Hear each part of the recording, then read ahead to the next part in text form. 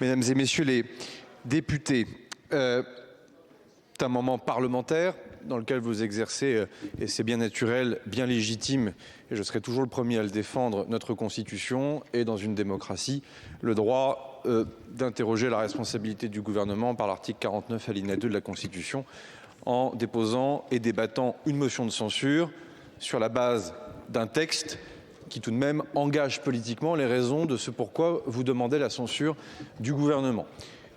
On peut donc s'attendre à un moment parlementaire. En vous écoutant, j'ai quand même davantage l'impression d'être dans un moment plus partisan, plus politicien que sur le fond, et donc qu'il me soit permis, de manière démocratique, aussi de revenir un tout petit peu sur ce qui constitue un grand décalage, au fond, entre ce moment que nous vivons cet après-midi, dans une forme d'indifférence globale, il faut bien le reconnaître, en tout cas sur la plupart de ces bancs, et même en dehors, j'y reviendrai, du pays, et qui nous permet quand même aussi non, au contraire, l'absence des députés témoigne aussi de ce que veut dire ce moment et des initiatives que le Rassemblement national et la France insoumise, une fois de plus, prennent, mais une fois de plus, il est légitime, même s'il nous conduit quand même à devoir noter plusieurs décalages. Le premier déjà, et ça, l'honnêteté intellectuelle le commande, c'est le décalage avec la vérité de la position de la France sur le Mercosur.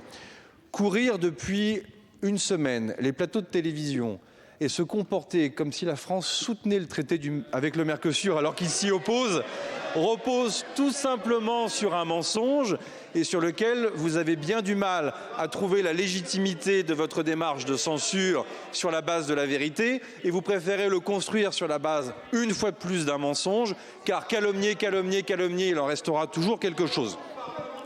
La deuxième des choses, évidemment, et je ne demande même pas à ce que vous ayez l'honnêteté intellectuelle, j'y ai renoncé depuis belle lurette, de reconnaître que le traité avait évolué ces derniers mois. La réalité, c'est que c'est au Coreper et au Conseil que la position des États se constate et que vous le vouliez ou non, car on finit par se poser la question, la position de la France est l'opposition totale à la signature du traité avec le Mercosur. Mais l'affaire, comme d'habitude, du mensonge ne s'arrête pas là. Désormais, commence à émerger sur les réseaux sociaux de manière moins franche dans les interventions dans l'hémicycle, parce que souvent il y a plus de courage sur les réseaux sociaux que dans l'hémicycle, ça aussi je l'ai bien noté ces 4 derniers mois, qui consiste à laisser entendre qu'une saisine... Allez, s'il vous plaît. Si je peux m'exprimer. Merci beaucoup. Je crois avoir démontré le respect de l'ensemble des groupes ici depuis que je suis membre du gouvernement. Donc il n'y aura pas de respect. Je continue néanmoins de vous répondre car moi je vous respecte. Évidemment, c'est de laisser entendre que la saisine de la Cour de justice viendrait suspendre l'application du traité.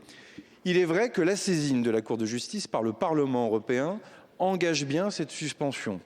Que la saisine par un État membre de l'Union européenne de la même Cour de justice n'entraîne pas la suspension. Et donc, là aussi, ne laissons pas à entendre ou à faire croire aux agricultrices, aux agriculteurs, aux Françaises et aux Français qui sont inquiets de la procédure complexe, il faut bien le reconnaître, de l'application de ce traité, ou en tout cas de la manière dont ce traité peut être appliqué, en laissant entendre des choses qui sont fausses. Et donc, c'est pour cela, et c'est le deuxième décalage que cette motion de censure, que ces deux motions de censure sont en train d'introduire aussi, c'est une division au moment même où l'équipe de France au grand complet, devrait prendre son bâton de pèlerin et convaincre l'ensemble des sensibilités politiques au Parlement européen pour avoir un vote favorable. Et c'est là où, objectivement, le moment est bien mal choisi de cette motion de censure, se tirant une balle dans le pied, mais en France, nous avons l'habitude de nous diviser et de nous tirer des balles dans le pied et de ne pas être capables de nous réunir pour défendre les intérêts du peuple français. Les mêmes qui nous le reprocheront ensuite, comme d'habitude, la trahison viendra toujours du même endroit, alors que là, il est évident que les jours qui viennent, l'ordre du jour du Parlement européen à Strasbourg, les votes qui sont attendus, dont on sait tous qu'ils sont davantage guidés par des intérêts nationaux que des intérêts partisans, doivent nous conduire à devoir remporter ce vote qui peut se jouer à 10, 15 ou 20 voix. Décalage une fois de plus entre l'avis de cet hémicycle, en tout cas, Madame la Présidente, une partie de cet hémicycle, et l'avis de ce qui se passe au Parlement européen. Et ce décalage, vous le verrez, tôt ou tard, nous le paierons une fois de plus. Troisième décalage, évidemment, avec la procédure budgétaire. Nous sommes le 14 janvier, la France n'a pas de budget. Il se trouve que globalement, les deux groupes politiques qui ont déposé la motion de censure, ces deux motions de censure, sont les deux groupes politiques qui ont largement contribué au ralentissement des débats depuis le début. 3500 amendements déposés, c'est un record sur cette deuxième lecture. Des votes tactiques dans les deux sens pour faire en sorte que tous les compromis qui puissent émerger sur l'espace le plus central, en tout cas le plus républicain de cet hémicycle, échouent.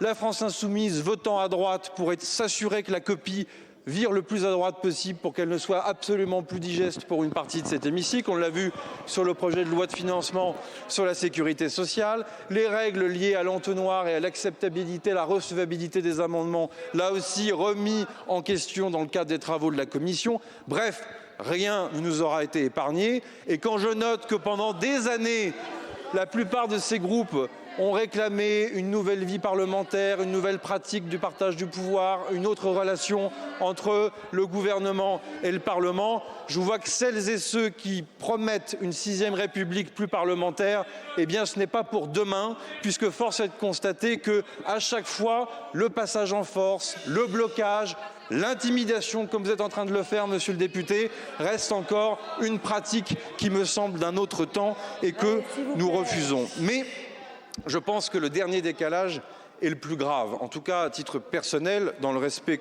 que je vous dois et comme membre du gouvernement, mais aussi d'ailleurs comme homme et comme citoyen, puisqu'on peut être adversaire politique et se respecter, enfin, en tout cas moi je le considère encore. Oui, c'est pas contagieux toujours, j'ai bien vu. C'est au fond le décalage que vous êtes en train d'introduire entre la vie politique nationale et l'actualité internationale. Tir de missiles Oreschnik la semaine dernière de la Fédération de Russie sur l'Ukraine, intimidation qui rentre dans une grammaire nucléaire. Situation au Venezuela, la question du Groenland, la République islamique d'Iran où le peuple se soulève en état deux doigts d'un début de guerre civile. Situation au Proche et au Moyen-Orient, le défi chinois porté en tout cas et posé par la Chine qui ne cesse d'être plus grand. La situation du terrorisme au Sahel, les alliances traditionnelles et le multilatéralisme qui est potentiellement en pleine crise et en tout cas qui est largement interrogé. Et il est certain que c'est le moment de censurer le gouvernement, c'est le moment de priver la France d'une stabilité, c'est le moment d'envoyer un message à nos compétiteurs et à nos alliés, comme quoi au fond vos petits calculs politiciens priment sans cesse sur l'intérêt général. Au fond, on n'a pas besoin de compétiteurs, on vous a déjà, on a ces tentatives de sabotage interne en permanence et vous agissez, mesdames et messieurs les députés, tels des tireurs couchés en tirant dans le dos de l'exécutif au moment même où nous devons affronter justement des dérèglements internationaux. Donc c'est votre droit le plus légitime de déposer cette motion de censure. C'est une démocratie et nous le respectons. Néanmoins, vous devez vous aussi prendre vos responsabilités et voir qu'en ce moment même, déposer des motions de censure, interroger la stabilité du pays, ralentir encore davantage les procédures budgétaires, tout cela a un impact et malheureusement, il sera payé par le peuple français. Merci beaucoup, monsieur le Premier ministre.